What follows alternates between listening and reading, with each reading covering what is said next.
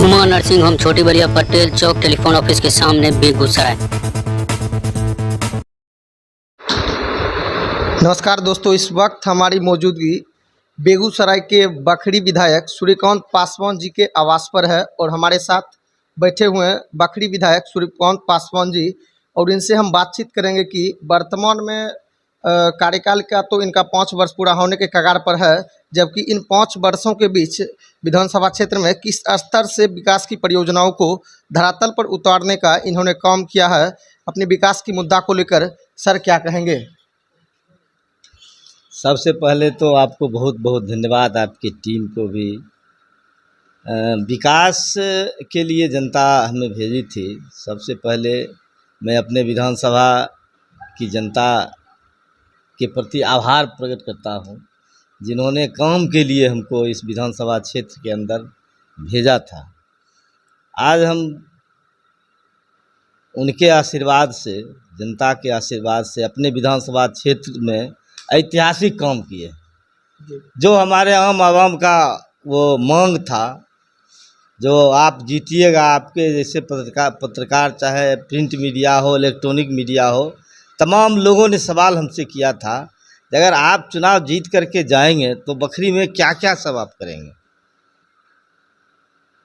तो हमने कहा, जो जब हम चुनाव कैंपेन में थे, लोगों से मुखातिब हो रहे थे, वोट मांग रहे थे, तो हमारे अधिकांश नौजवान, छात्र नौजवान, वो यही चर्चा करते थे, बखरी विधानसभा क्षेत्र के अंदर डिग्री कॉलेज नहीं है। हमने डिग्री कॉलेज की स्वीकृति करवाया, आज डिग्री कॉलेज बन रहा है। हमने शिक्षा और स्वास्थ्य पर काम करने का संकल्प लिया था, आज हम उस क्षेत्र में काम कर रहे हैं। शिक्षा में भी कर रहे हैं और स्वास्थ्य के क्षेत्र भी कर रहे हैं। आज डिग्री कॉलेज हमारा बन रहा है।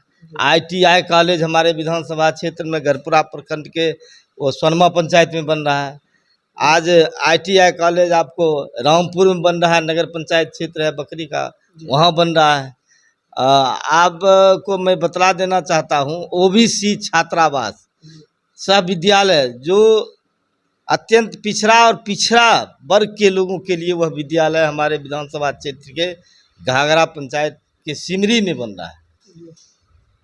वो जिला लेवल का वो विद्यालय है। 650 हमारे गरीब के बच्चे उसमें रह कर के पठन पाठन का काम करेंगे।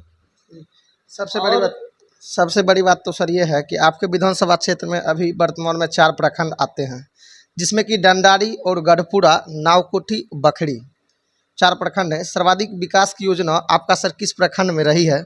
इस पर सर क्या कहेंगे? देखिए, प्रखंड की बात हम नहीं करेंगे, हम विधानसभा की बात करेंगे जी। जिस तरह हम देखते हैं डंडारी को जी, उसी तरह नावकोठी को, उसी तरह बखरी को, उसी तरह गढ़पुरा को। मेरे लिए चारों ब्लॉक बराबर हैं। आपको मैं बतला देना चाहता हूं पत्रकार महोदय, मैं डंडारी ब्लॉक के अंदर सामुदायिक स्वास्थ्य केंद्र हमारा बन रहा है, जो आप भी देखे होंगे। जी बिल्कुल। आज नावकोठी के अंदर भी बन रहा है, गढ़पुरा के अंदर भी बन रहा है, बखरी के अंदर स्वीकृत है हमारा अनुमंडल अस्पताल, वो बनेगा। हमने डंडारी ब्लॉक के सभी पंचायत में स्वास्थ्य उपकेंद्र की स्वीकृति करवाई है, वो बनेगा और बेहतर बनेगा। हमारे गांव की महिला प्रसव के लिए जो ब्लॉक जाती थी, जिला अस्पताल जाती थी, अनुमंडल अस्पताल जाती थी, ब्लॉक अस्पताल जाती थी, अब वो काम हमारे पंचायत के अंदर होगा। हम स्वास्थ्य के क्षेत्र में इतना काम किए हैं, सभी पंचायत के अंदर वो स्वास्थ्य उपकेंद्र बनेगा और अच्छा ढंग से बनेगा। लगभग 85 लाख की लागत से वह स्वास्थ्य उपकेंद्र बनेगा, हर चीज़ से लैस रहेगा। उसी तरह हमारा डंडारी हो गया, नावकोठी में भी उसी तरह बनेगा, गढ़पुरा में भी उसी तरह बनेगा, बखरी में भी उसी तरह बनेगा। तो आप कह रहे हैं रोड के मामले में, मैं अपने विधानसभा क्षेत्र में मैं दावे के साथ कहना चाहता हूं, और हमारे विधानसभा क्षेत्र की जनता से भी आप जाकर के पूछिए, जो हमने रोड का जाल बिछा दिया, एक भी रोड हमारा टूटा हुआ नहीं है। तो आप भी आए होंगे डंडारी से, जो 20 साल से रोड जर्जर था, आज 1 ग्रेड वह रोड बन गया है। जी तो आप पत्रकार हैं, आप लोकतंत्र के चौथे स्तंभ हैं, घूमते भी हैं, आप स्वयं उसको देखिए और उस तरह आप अपने अखबार में छापिए, टीवी है, आपका चैनल है, जी। उसमें दिखाइए। जिस प्रकार से सर अभी देखी जा रही है कि हर कंपनी अपने अपने जगह पे जो लूट खसोट कर रही है, उसी जगह पे बीएसएनएल की स्थिति काफ़ी लचर है, जबकि इसके जगह पर दूसरे कंपनी के द्वारा जनताओं से खुलेआम लूट खसोट किया जा रहा है, जबकि सरकार मौन पड़ी है। इस पर सर क्या कहेंगे? देखिए, इस देश की सरकार, भारत की सरकार, वो जो है खास करके मल्टीनेशनल जितने भी कंपनी हैं, जी उसको बढ़ावा दे रही है इस देश के अंदर। जी इस देश के अंदर जितने भी हमारे सरकारी उपकेंद्र माने तंत्र था, जी चाहे वो बीएसएनएल हो, जी चाहे पोस्ट ऑफिस हो, बैंक हो, एलआईसी हो, जीआईसी हो, जितने भी है जी हमारे देश के अंदर, वो सब प्राइवेट सेक्टर के हाथों में बेच दिया। वही हालात है बीएसएनएल का। एकमात्र हमारा बीएसएनएल बचा है, उसको भी तो हम समझते हैं बेच दिया है जी या बेचने की तैयारी है। यो कह रहा है जो सरकारी जितना भी सब क्षेत्र है वह काम नहीं कर रहा है। आप किस लिए बैठे हुए? विद्यालय आप दे रहे हैं प्राइवेट कंपनी को, रेल आप दे दिए प्राइवेट कंपनी को। आप पटना से हम सरकारी ट्रेन से 75 रुपया किराया में जाते हैं, और वही वंदे भारत जो प्राइवेट रेल है उसमें 750 रुपया किराया दे करके जाना पड़ता है लोगों को। आज बैंक देख लीजिए, बैंक सारे बैंक को एकीकरण कर दिया, बैंक ऑफ बड़ौदा को दे दिया पूरे देश के अंदर। जितने भी हमारे कर्मचारी थे तमाम लोगों का वेतन, खास करके पुलिस विभाग, सारा वेतन उनके बैंक ऑफ बड़ौदा से मिलेगा, एसबीआई से हटा करके। क्या ये तुक है जो एसबीआई से हटा करके और बैंक ऑफ बड़ौदा को दे दिया गया, प्राइवेट सेक्टर को दे दिया गया? ये काफ़ी दुखद बात है। माननीय प्रधानमंत्री जी इस देश को बेच रहे हैं, मेरा डायरेक्ट आरोप है। सार्वजनिक क्षेत्र को बेच रहे हैं और इन्होंने बारीकी से इस देश में जो दलित हैं, पिछड़े हैं, अकलियत हैं, तमाम लोगों को डॉक्टर बाबा साहब भीमराव अंबेडकर ने जो आरक्षण दिया, वो आरक्षण को बारीकी से माननीय प्रधानमंत्री समाप्त कर रहे हैं। हमको तो सरकारी जो क्षेत्र है उसमें आरक्षण मिला है, निजी क्षेत्र में तो आरक्षण नहीं मिला है। ऐसा प्रावधान नहीं है।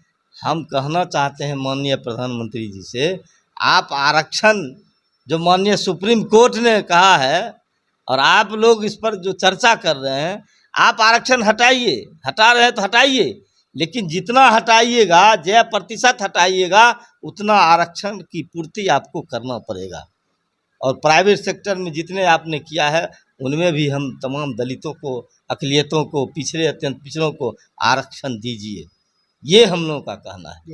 जिस तरह से सर दूसरी ओर देखी जा रही है कि अभी वर्तमान परिस्थिति में अधिकारियों के द्वारा लगातार जनताओं के साथ छोटी मोटी कार्य को लेकर ऑफिस का चक्कर लगाना पड़ता है और अधिकारी अपने ऑफिस में बैठ के जनताओं के साथ काफ़ी शोषण करते हैं। सर यह कहाँ तक जायज़ है, जबकि सरकार इस पर काफ़ी चुप्पी लादी हुई बैठी है? क्या कहेंगे सर? देखिए, अभी इस राज्य और इस देश में डबल इंजन की सरकार है। भाजपा के नेतृत्व में सरकार चल रही है इस देश के अंदर, और बिहार में माननीय मुख्यमंत्री नीतीश कुमार जी के नेतृत्व में भाजपा समर्थित चल रहा है। यहाँ खुलेआम भ्रष्टाचार के गंगोत्री में प्रशासन डूबा हुआ है। यहाँ की विधि व्यवस्था नाम का कोई चीज़ नहीं है। लॉ एंड ऑर्डर कुछ नहीं है बिहार के अंदर, इस देश के अंदर। पहले टेबल के नीचे से घूस लिया जाता था, अब टेबल के ऊपर से घूस लिया जाता है। सर से ऊपर बह गया, पानी ऊपर बह गया। भ्रष्टाचार के गंगोत्री में बिहार के जितने भी प्रशासन है ना, वो डूबा हुआ है। आज राजनी हो रही है, हत्याएं हो रहा है, बलात्कार हो रहा है, दिन दहाड़े लोग लूटे जा रहे हैं, बाजार लूटा जा रहा है, बैंक लूटा जा रहा है, कहीं सुरक्षित लोग नहीं है। और जंगल राज की चर्चा ये लोग करते थे, आज महा जंगल राज बिहार के अंदर है। पटना में जाइए आप, मोबाइल लेकर के कान में लगा करके सुबह सुबह घूमिएगा तो तुरंत मोबाइल झपट लेगा। हमारी माँ बहन अगर घूम रही है पटना के अंदर तो उसका लॉकेट चेन छीना जा रहा है, उसका पर्स खींचा जा रहा है, उसका मोबाइल खींचा जा रहा है। दिन दहाड़े स्टेशन के अगल बगल आप घूमिएगा मॉर्निंग वॉक में तो आपका मोबाइल पर्स चेन छीना जाएगा, इसको देखने वाला कोई नहीं है। आज ये हालात है पटना जो हमारा राजधानी है, इसलिए लॉ एंड ऑर्डर नाम का कुछ चीज़ नहीं है। वर्तमान में सर सरकार तो बड़ी बड़े दावे करती है कि हमारी प्रशासन हर स्तर से जनताओं के लिए और जनताओं के बीच खड़े उतर रही है और अपने कार्य को कर रही है, लेकिन अगर वास्तव में यह देखा जाए कि प्रशासन के कार्यशैली को तो काफ़ी जनताओं के बीच लॉ एंड ऑर्डर नाम का कोई भी चीज़ बचा ही नहीं है सर।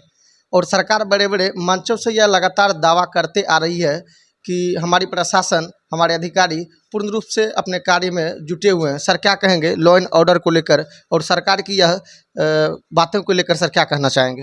देखिए, सरकार माननीय मुख्यमंत्री जी पर्सनल ईमानदार हैं, इसमें कहीं कोई दो राय नहीं, कहने में कोई चक नहीं। लेकिन इनके जितने भी आला अधिकारी हैं वो तमाम के तमाम भ्रष्ट हैं। आज बखरी विधानसभा के अंदर आज चर्चाएं जोरों पर हैं। वो पर्चा सरकार ने कहा हम तमाम गरीबों को 15 डिसमिल ये 5 डिसमिल ज़मीन देंगे जी, 15 धूर ज़मीन देंगे। आज उसके नाम पर लूट मचा हुआ है।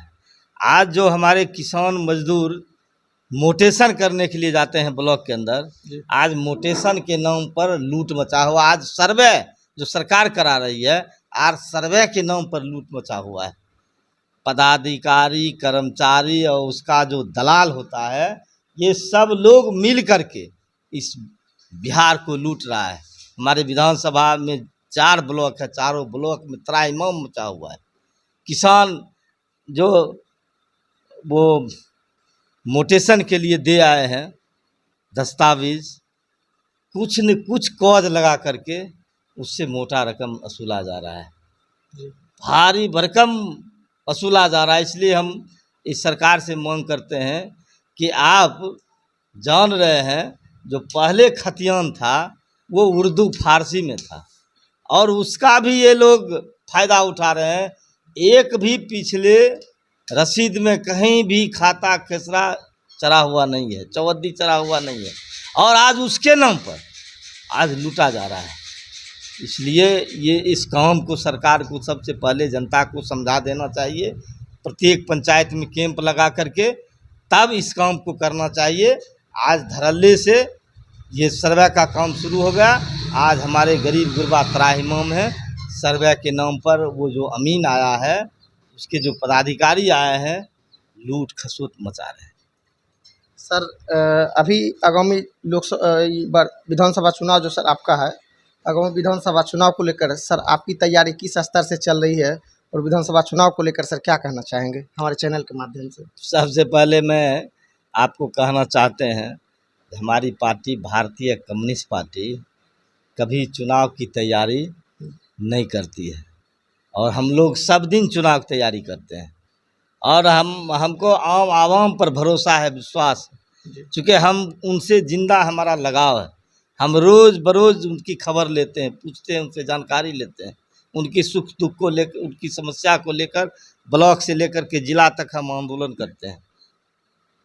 इसलिए अगले विधानसभा की तैयारी हमारे पार्टी के दिशा निर्देश पर ही होगा।